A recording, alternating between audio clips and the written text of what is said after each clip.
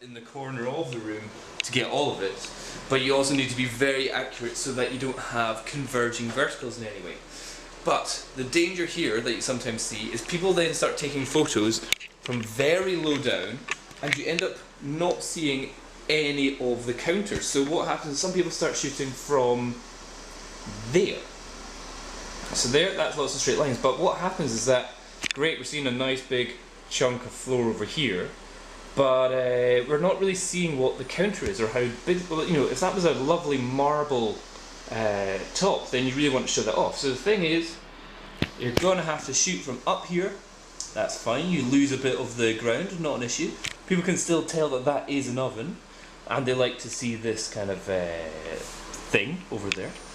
But going like that, too high, lots of converging verticals, it looks distorted and warped, and doesn't look nearly as big as just taking it down to here and then shooting like. And here, let's add some flash. Now, on the other side of the building, well, where the bedroom is, we're into a room which is a completely different brightness, and the sun is not hitting the windows. In fact, you can't even see me. Let's just open the windows and see what it's like. So first of all, colour balance, totally different. So first of all, let's get the white balance sorted, and then let's try and shoot this. Okay, so now we've got the windows open.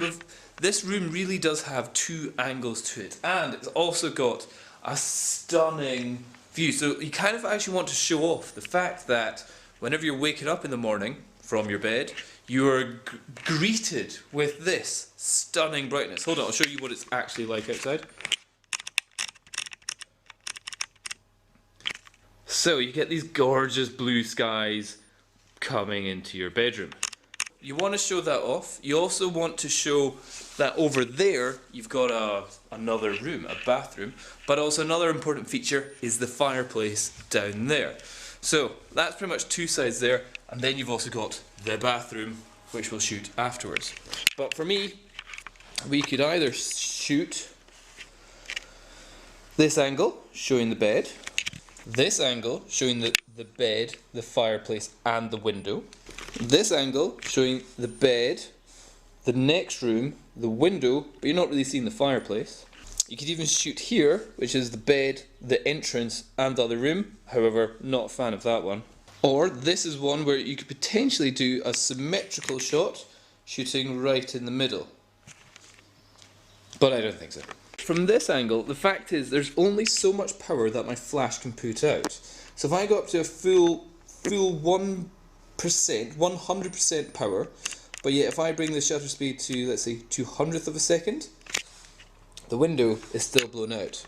Bring the f-stop up to f7, still out, and ISO down as low as it goes, ISO 200. I think we're just about getting some colour in there, which we could definitely bring back in Photoshop. But if we take a photo with the flash on full power, I don't think we're going to get a bright room. Let's see. So, yeah, that's the room with the flash, and that looks pretty nasty. So the option here is, do you do HDR? Do you do a merged photo, so you just take a photo of the outside and do the inside? Or do you just let the outside blow out and take a picture of the view? Because that may be another option that you can do. So if we're looking at this image, I would say at f3.2, 30th of a second, ISO 200, that is probably just about as bright as well, maybe ISO 320. That's the kind of amount of brightness I would quite like. However, for me to get the window, we're going to have to bring the shutter speed all the way probably up to about 800. Let's see, 500, 800, 1250th of a second, 2000th of a second. And now we can see outside. Ouch. So this is definitely going to require doing some HDR / re-editing of the outside.